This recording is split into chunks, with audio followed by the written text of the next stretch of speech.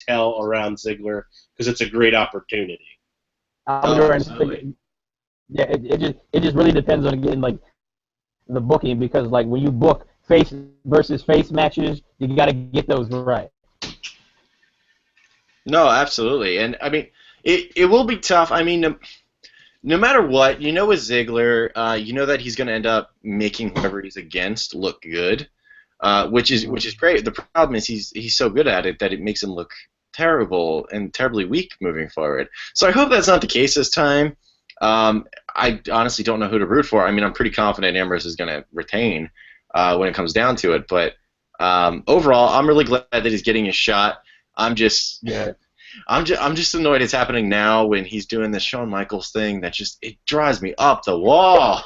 Why would he not imitate greatness? The best of all time. Yo, he was imitating Billy Gunn before he did Shawn Michaels, and he was doing better. Yeah, it's much easier to imitate Billy Gunn. All you do is get tanned and plant your butt. To be fair, that's Shawn Michaels. Danny, which one did Playgirl, bro? Excuse me, but any philosophical conversation about wrestling where you actively going to say that Billy Gunn and Shawn Michaels are any way equivalent loses you all credibility. No, you're right. Shawn Michaels is actually better at shaking his butt and getting tan than Billy Gunn. All I have to say is Marty Jannetty threw himself through that window. Shawn Michaels had nothing to do with it. Oh, God. We got tinfoil theory here. Oh, my gosh. It's just a blatant denier on the line here. So SmackDown, some other stuff that went down. I think the big segment, other than Ziggler, of course, winning, going on to face Ambrose at SummerSlam, was definitely the women's segment there, where yeah, like Mike's saying here, we had a lot of women show up, coming out of nowhere saying, you haven't been here for very long, blah, blah, blah, blah, blah. And then it just kind of went nowhere. So if you could, Mike, since you spoke up there, can you recap who popped up and what you thought about it? I will gladly take this one. Okay, so coming into the night, we were like, okay, so they have a stable of women, and especially after what we saw happen on Monday night, the question is, okay, what are we going to do with the women? So Becky and Natalya had a match. Like it was, I would say, I thought it was a little bit of a better match than the one in SummerSlam. So it went over, and Becky got one of her interviews interrupted by Alexa Bliss, who came and said, like, okay, it's my time to shine. And then here comes Naomi, who... I think we may have lost him. No, he should be okay.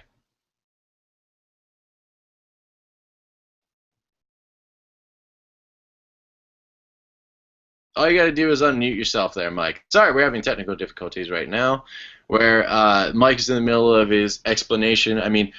it kind of went down as we had a lot of members of the NXT roster that just decided to pop up, come out, introduce themselves, be the peacocks that they are, say, yo, I'm the most dangerous threat out there, and eventually we had some old names from the past also come out. Very, very odd segment. I mean, it was nice to introduce them to the crowd because there are quite a few that I don't think the casual crowd really knew based off of the pop or lack of pop that went down for pretty much all of them. And then the resolution was a little bit spotty. What'd you think about the resolution of that whole segment there, Pavan? I mean, I think that the segment had to happen because they have so many new faces, particularly in the women's division. I think the part that I was the most shocked by / uncomfortable about was the complete and total lack of reaction that Carmella got.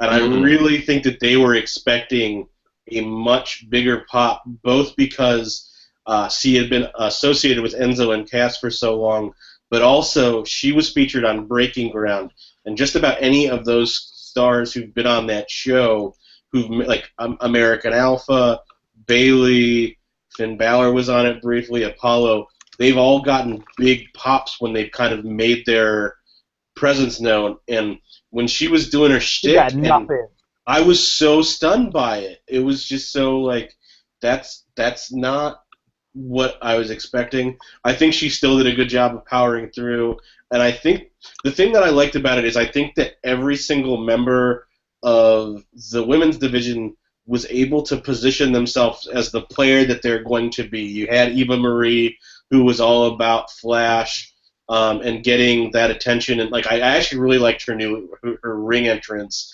Ugh. Carmella obviously did her thing. Alexa Bliss was able to introduce ourselves. Naomi kind of showed the role that she was going to play.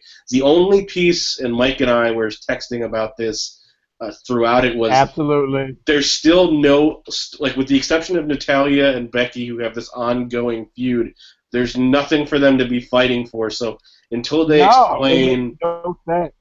until they explain what's going to happen with either the creation of another women's title or how they're going to do the women's champion jumping from show to show, there's still a giant hole in terms of how the plot develops. No, absolutely. I would say too. Go ahead, bud. Oh, I was going to say, yeah, sorry about the technical difficulty, but I would say too, like the way that it just ended after like Ava Marie's promo, so I was like, so we're not going to follow up with that, like Shane or Daniel's not going to come out and say, okay, ladies, well since you all did this, like here's how we're going to follow up all these intros. Like it just like ended. I was like, that was very awkward and weird for me, and I was like, it felt like they missed a big opportunity.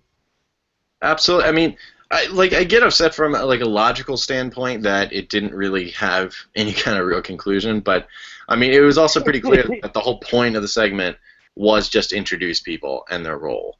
I mean, that I don't know if anyone really cared to look past it, although it was lazy writing. That's the only thing I can really say towards it. But I do have to throw in real quick, just because, and we talked about this before the show. I got to restrain myself here, but oh my God, Eva Marie. She's one of my favorites anyway. I have such a crush on Eva Marie, just like with Sasha Banks, because of the hair color thing. Bro. I don't want to be Mr. Future Banks. I don't even want to be Future Marie. But man, oh my gosh, she looks so great. And it's a good thing that they're playing to a strong suit there, which is going to be the really awful heel, like bad person. So I like the elegant kind of intro and making it look like her snob and showing off how good she looks and all that kind of stuff. So I just got to point it out. She looked amazing. My tongue was hanging out of my head. Bro, I was going to say, bro, like she has the ability to generate like Vicky Guerrero type heat, and that's not an easy thing to do. You know what I'm saying? And truthfully, she's a lot better than people give her credit for. Like she's not Charlotte, but she's serviceable in the ring. She gets that heat. Yep. I mean, everything that Kevin was saying before is like there's a lot to that, and so I think that she's going to be a really big asset for them.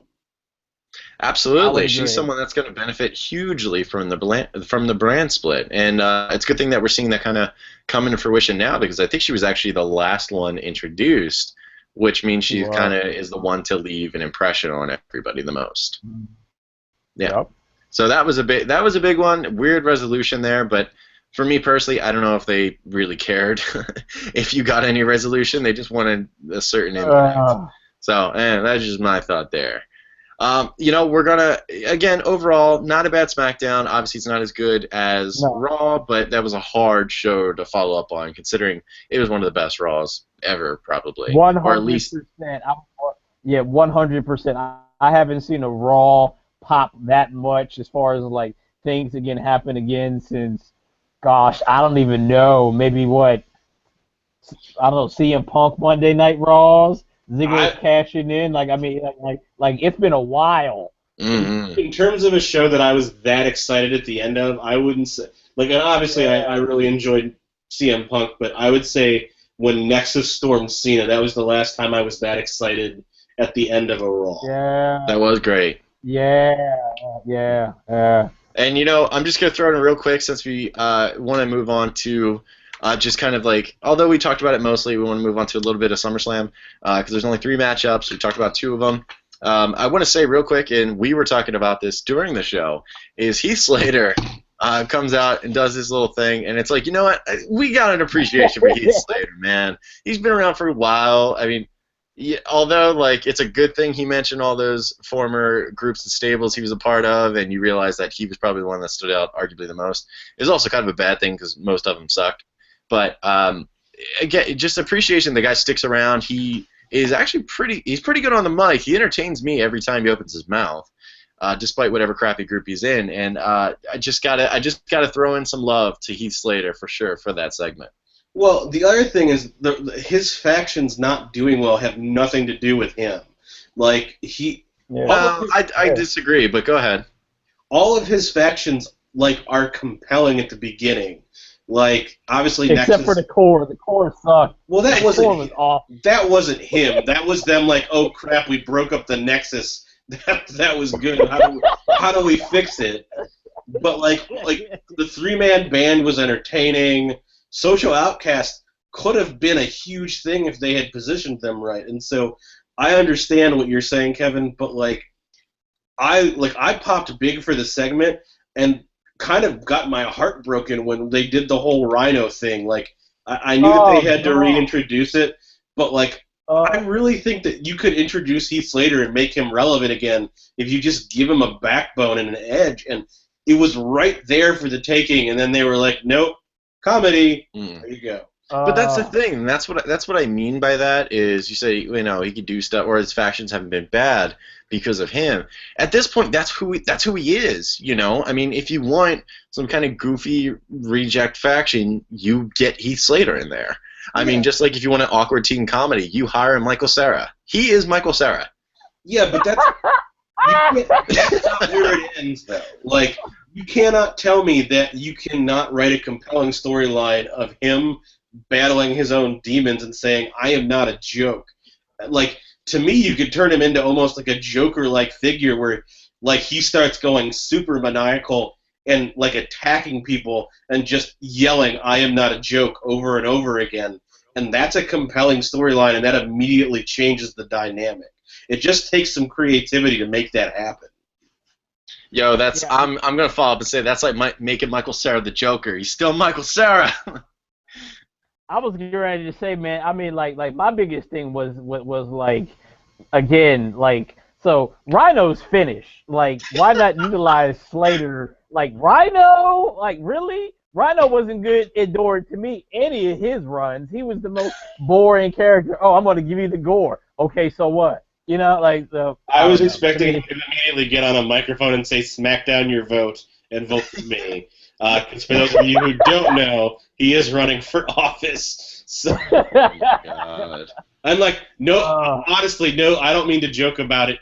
He's a great political, he's got a good chance. He really cares about his community. I don't mean to joke about him being like a politician, but he is running for office, and so it was kind of funny to think about that as he gored someone from behind. It's funny to think about that because whenever he makes a political speech, I'm just going to think about how short his arms are compared to his torso. I'm going to think about that rap that Cena did to him on back in the day. You know what I mean? Where he said that, oh, Rhino's going to give me the. Yeah, exactly where Rhino's going to give me the gore, but I'll beat his ass so sore like he did a prison tour. That's classic. The best moment of his career. And WWE will never go anywhere near that type of line ever again. Oh my God! All right, please dig it up. Reigns is now the punching bag of the company. You never know. What a changing world. I feel like John Cena must write thank you letters to Roman Reigns every day. They're actually cheering me again. Thanks, Roman. Bringing them Gatorades and stuff, just being unnecessarily nice. You good, man? You good, man? How would you like a "you can't see me" towel? Oh my Lord! All right, so we're gonna actually wrap up. We had some other stuff to talk about, but we're running out of time. So really quickly, we're just going to, because since we talked mostly about we are already about the Ziggler and Ambrose matchup, we can spend a second on the Rollins and Balor one, because we didn't really talk about Rollins in that whole situation, and then of course the matchup of the returning Orton and returning Lesnar. All right, so the first one we'll just go to Rollins and Balor. Obviously, two guys that can really work and really move in the ring. I'm really excited because there's a clear heel and there's a clear face, although people still love Rollins in this instance. That's probably going to change a little bit in this matchup. How do we see this one ending up, Pavin?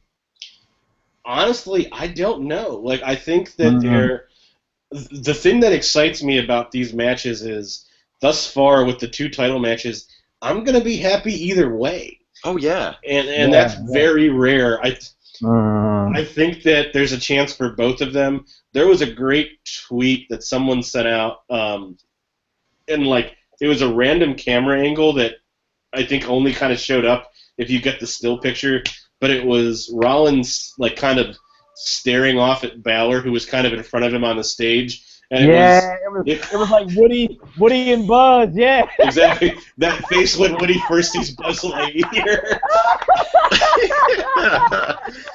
That was great. And so, like, I think it was a perfect way to capture it. I think that there's not a loser in it.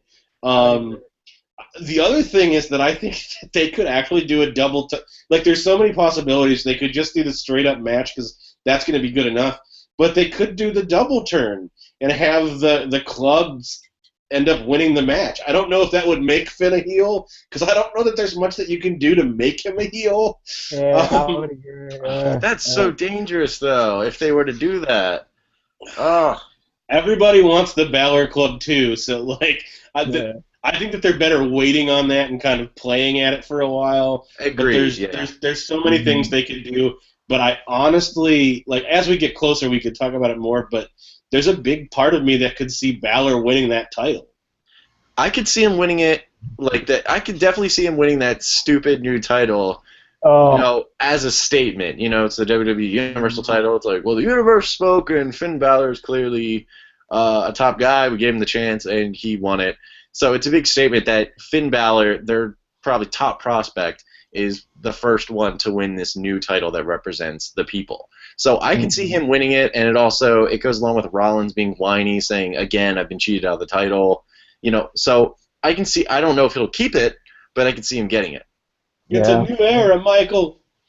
I was going to say, real quick, Pavin, this kind of reminded me of, like, when it was Michaels and, like, Hart were, like, they're going to be, like, the guys. So, like, I think whichever direction they go is going to be very, like, telling, and I don't think there's a bad direction either way, like you were saying. I think the winner here is us, the fans. Absolutely. For our sakes, I hope that whoever doesn't get it doesn't whine for as long as Hart did. Yo, back up. Bret Hart is an amazing technician. He's one of the greatest wrestlers of all times, and he had a legitimate reason to be mad at the WWE for a very long time. But you cannot tell me that he is not a whiny dude. Okay, he's a little bit whiny. A little. That's all you're going to get from me, so accept it. Yes, and Dolph Ziggler uses only a little bit of bleach in his hair. Oh. That's okay. He looks good. He's showing off. Exactly. He's just trying to show off.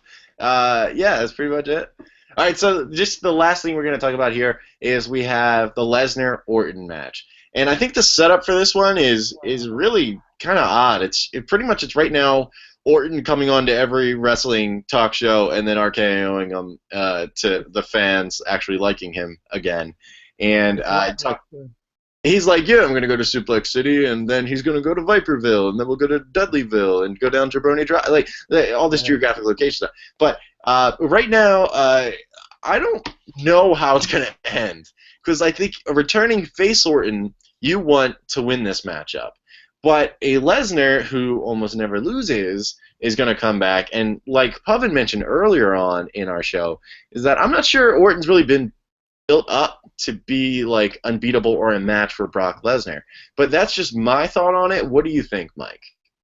Well, okay, like to me, there's a lot of questions going into this. So, as we know, WWE said they're not going to like punish like Lesnar for like that doping thing with UFC.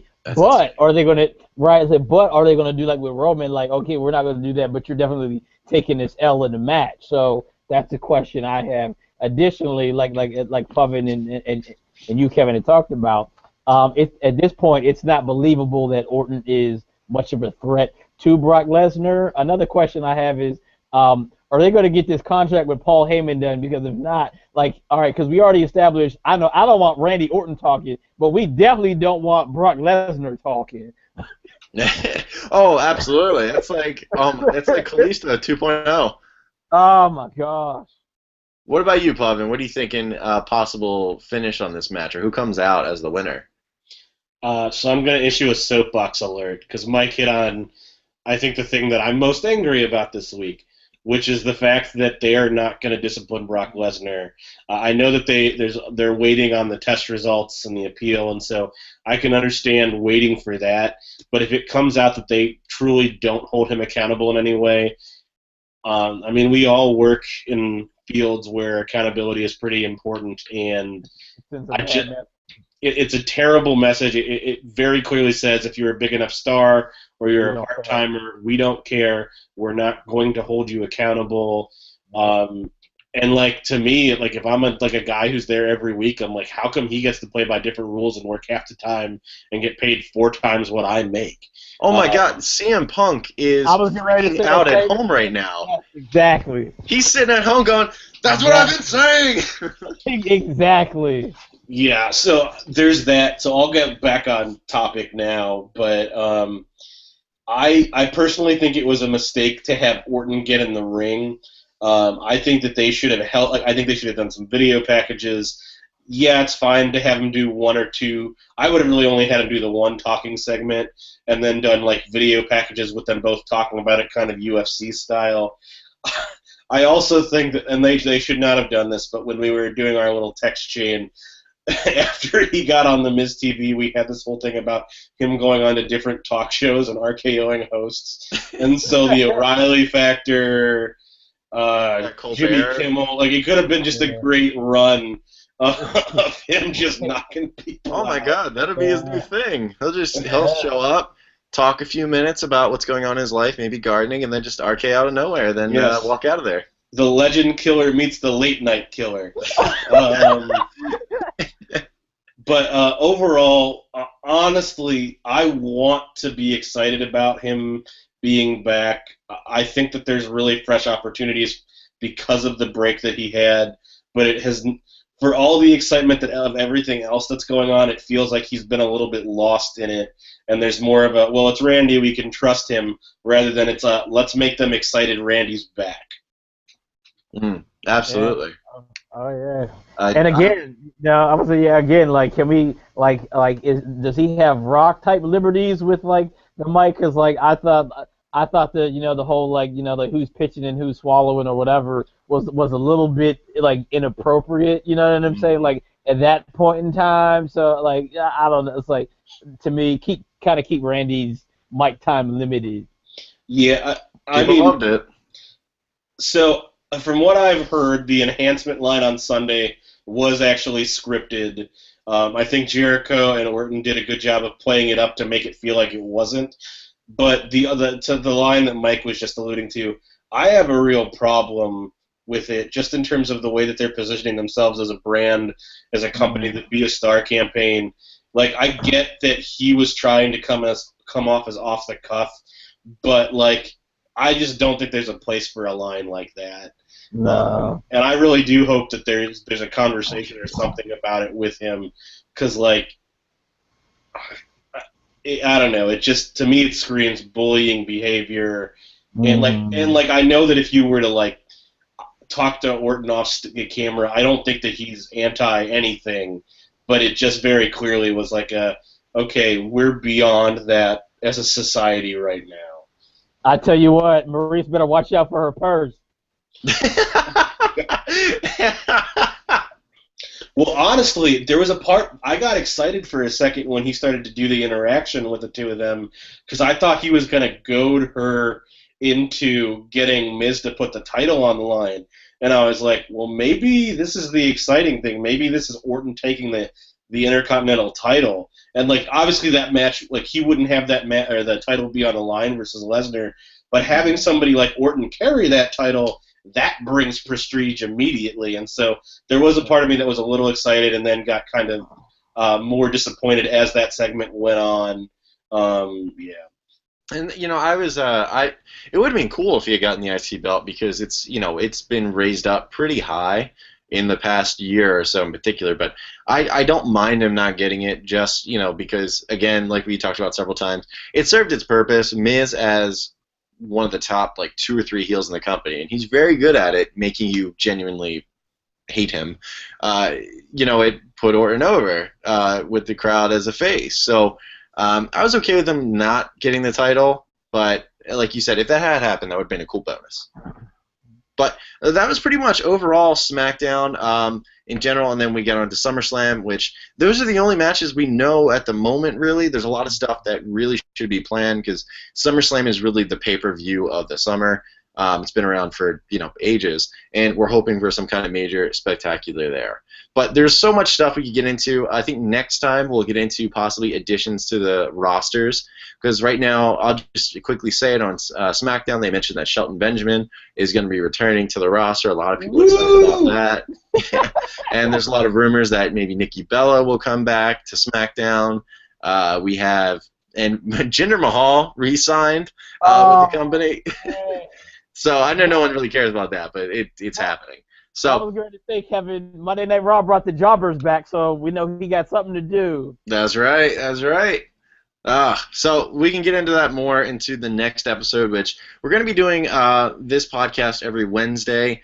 We're roughly the time would be 8 or 9 at night. We haven't totally solidified on that. Our schedules do fluctuate, but we're having now down an exact time. Otherwise, we'll have some more information, of course, following up on Raw and SmackDown, and if there's a major pay-per-view, we'll throw in time for that, of course. That'll skew it or maybe make our show a little bit longer than it normally is. But until next Wednesday, thank you so much for watching the 3-Man Power Trip. It's always a great conversation and great time talking with these two here about the WWE and other wrestling biz out there. So I want to say goodbye to all of you and have my friends here also do their little sign-offs. My sign off is this is the era of the legit ball. Woo! Did you just do a Ric Flair woo after the boss? I sure did. Oh my gosh. Stay classy and find your smile. Oh my god. Do we have to, how many times we got to mention Shawn Michaels on this?